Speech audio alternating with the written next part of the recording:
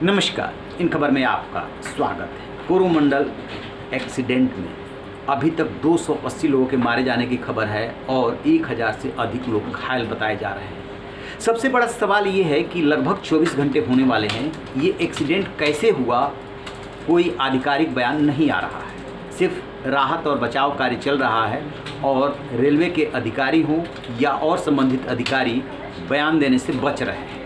पहले खबर आई थी कि मालगाड़ी से टक्कर हुई है और कोरोमंडल एक्सप्रेस जो हावड़ा से चेन्नई जा रही थी वो उसके डिब्बे जो है और इंजन मालगाड़ी के ऊपर चढ़ गए, लेकिन ऐसा नहीं है। मालगाड़ी लूप लाइन पर खड़ी थी और अपनी जगह पर ही रही। कोरोमंडल एक्सप्रेस जो है 3 से 4 मिनट बिफोर चल रही थी और जैसे ही उसने उड़ीसा में बालासोर में एंट्री ली थी, ड्राइवर ने उसकी गति को नियंत्रित करने की कोशिश की, ऐसा बताया जा रहा है। जांच में जो रिपोर्ट आएगी वही सही माना जाएगा। और फिर क्या होता है कि किसी वजह से उसके डिब्बे जो है डिरेल होते हैं, वो डिब्बे डिरेल होकर के चले जाते हैं दूसरी पटरी पे, उसी में से कुछ जा कर के मालगाड़ी से टकरा जाते हैं। और कुछ जो डिब्बे हैं वो जो डाउन लाइन थी, जिसमें कि 12,864 यशवंतपुर हावड़ा एक्सप्रेस आने वाली थी, वो 3 घंटे से लेट चल रही थी, उसकी पटरी पे चले जाते हैं। एक तो कहानी और थ्योरी ये चल रही है कि पहले कोरोमंडल डिरेल होती है, फिर वो मालगाड़ी से उसके डिब्बे टकराते हैं। 21 बोगियाँ थी, 1200 से अधिक पैसेंजर्स थे और ये दुर्घटना होती है। दूसरी थ्योरी जो और कहानी चल रही है वो ये कि पहले डिरेल कोरोमंडल नहीं होती है, पहले डिरेल जो है यशवंतपुर हावड़ा एक्सप्रेस होती है और ये बेंगलुरु से हावड़ा जा रही थी। इसके कुछ डिब्बे जो है वो डिरेल हो जाते हैं और उधर से कोरोमंडल आ जाती है। स्वाभाविक सी बात है, जब कोई भी ट्रेन डिरेल होती है और उसके डिब्बे उछलते हैं तो दूसरी पटरियों पे चले जाते हैं। ऐसा ही हुआ है इस हादसे में भी कि कुछ डिब्बे जो डाउन ट्रेन थी यशवंतपुर हावड़ा एक्सप्रेस, उसके डिब्बे आ गए कोरोमंडल के लाइन पर, ये अप थी और फिर जो है कोरोमंडल के डिब्बे जो है टकराते हैं, फिर भयंकर जो है एक्सीडेंट हो जाता है। इसके कुछ डिब्बे चले जाते हैं मालगाड़ी के ऊपर, उससे टक्कर होती है, फिर आपस में टकराव होता है और ये हादसा बड़ा हो जाता है।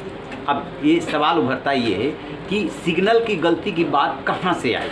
क्या पहले सिग्नल दिया गया था फिर उसे वापस लिया गया था? क्योंकि कल से खबर ये चल रही है कि सिग्नल की गलती इसमें रही, लेकिन अभी तक रेलवे ने इसको साफ नहीं किया है कि सिग्नल की गलती थी या नहीं थी। एक बात तो जो आम आदमी को भी समझ में आ रही है वो ये कि चाहे अप ट्रेन का पहले डिरेलमेंट हुआ या डाउन ट्रेन का पहले डिरेलमेंट हुआ, जब एक ट्रेन का डिरेलमेंट हुआ उसके बाद उसकी सूचना कंट्रोल रूम को होनी चाहिए थी, या कंट्रोल रूम ऑलरेडी उसको संज्ञान में लेकर के दूसरी ट्रेन को रोकने की कोशिश करता। जो डाउन ट्रेन थी यानी कि हावड़ा यशवंतपुर हावड़ा एक्सप्रेस, वो 3 घंटे लेट से चल रही है, उसी ट्रेन से गुजर रही है। दोनों में से किसी ट्रेन को उस रेलवे स्टेशन पे यानी बहानगा बाजार स्टेशन पे नहीं रुकना है, तो थ्रू जो है उनको दिया हुआ है कि ये दोनों ट्रेनें निकल जाएंगी।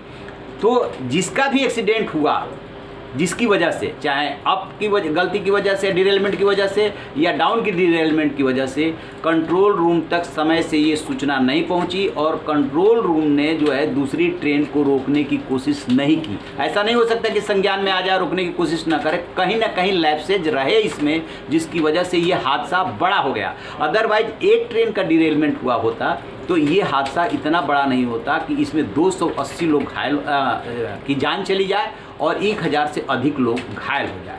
तो इसमें जो है कहीं ना कहीं लापरवाही भी दिख रही है, लैप्सेज भी दिख रहे हैं। अब जब संयुक्त जांच रिपोर्ट, अभी तक जो भी आ रही है रिपोर्ट सोर्सेज के हवाले से प्रारंभिक रिपोर्ट बताई जा रही है, जब तक इसकी डिटेल जांच नहीं होगी तब तक कैसे पता चलेगा कि कहाँ कहाँ लैप्सेज रहे, सिग्नल दिया गया था, नहीं दिया गया था, एक पटरी पे दोनों का आना था, ऐसा है नहीं। दोनों अप और डाउन ट्रेन है, मालगाड़ी बीच में लूप लाइन पे खड़ी है, फिर ये सब हुआ कैसे, ये बताना होगा, जो अभी तक कोई नहीं बता रहा है। और अभी तक तस्वीर भी साफ नहीं है कि आखिरकार ये एक्सीडेंट हुआ कैसे और इतना बड़ा एक्सीडेंट कैसे हुआ। डिरेलमेंट और भी ट्रेनों का होता रहा है, लेकिन इतना भयंकर रूप धारण नहीं करता है, इतना भयावह नहीं होता है। इसमें यदि 2 ट्रेनों के डिब्बे आपस में नहीं टकराए होते तो शायद इतना ये भयावह नहीं होता। रही ना बेखबर, देखते रहिए इन खबर। Thank you.